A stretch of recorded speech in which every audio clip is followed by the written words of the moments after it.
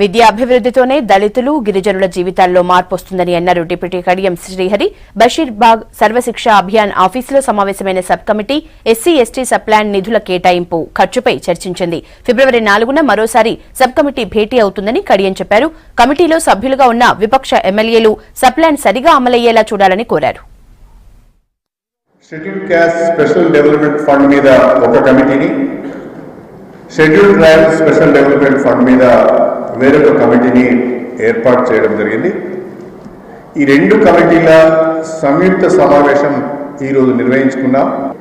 ఇప్పటికే ఉన్న act 1 of 2013 scheduled caste sub plan, tribal sub plan సంబంధించి దాని ప్లానింగు, అలొకేషను, యూటిలైజేషన్కి సంబంధించిన చట్టం ఏదైతుందో కేంద్ర ప్రభుత్వం తీసుకున్న నిర్ణయం వల్ల ప్లాన్ అనేది బడ్జెట్లో లేకుండా పోతున్న క్రమంలో తెలంగాణ రాష్ట్రంలో దాన్ని ఏ రకంగా మనము చట్టానికి సవరణ తీసుకురావాలి, దాన్ని ఏ రకంగా మనం అమలు చేసుకోవాలి, దాన్ని మీరు ఆలోచించండి అన్నారు.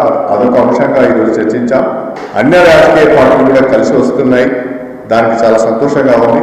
మళ్ళీ 4వ తారీఖు 10వ తారీఖు కూర్చొని వివరంగా ఈ విషయాలను ఆలోచించి వాటిని అధ్యయనం చేసి ప్రభుత్వానికి మా రికమెండేషన్స్ ఇవ్వడం జరుగుతుంది.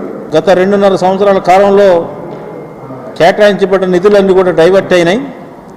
ఆ డైవర్ట్ అయిన నిధులు యథాతథంగా మళ్ళీ ఎస్సీ ఎస్టీలకి అభివృద్ధిలో ఈ బడ్జెట్ దీంట్లో ఎలొకేషన్ కలపాలని కూడా ముఖ్యమంత్రి, ఉప ముఖ్యమంత్రి గారిని ప్రభుత్వాన్ని కోరాను.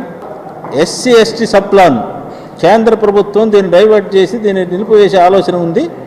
ఇది స్పష్టంగా యథాతథంగా అమలు జరుపుతారా లేదనేది కూడా ముఖ్యమంత్రి, ఉప ముఖ్యమంత్రి గారిని అడిగాం. నోడల్ ఏజెన్సీ రూల్స్ ఫ్రేమ్ చేస్తాం అని మన ముఖ్యమంత్రి గారు అన్నారు. అది ఎప్పుడులోగా చేస్తారు?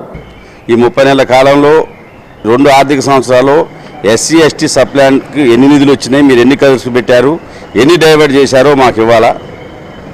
2014-15, 16-17 ఆర్థిక సంవత్సరంలో లబ్ధిదారులకు సంబంధించిన ఎప్పటిలోగా మీరు ఆ లబ్ధిదారులకు సంబంధించిన ఫైనాన్స్ సపోర్ట్ స్కీమ్కు నిధులు విడుదల చేస్తారు.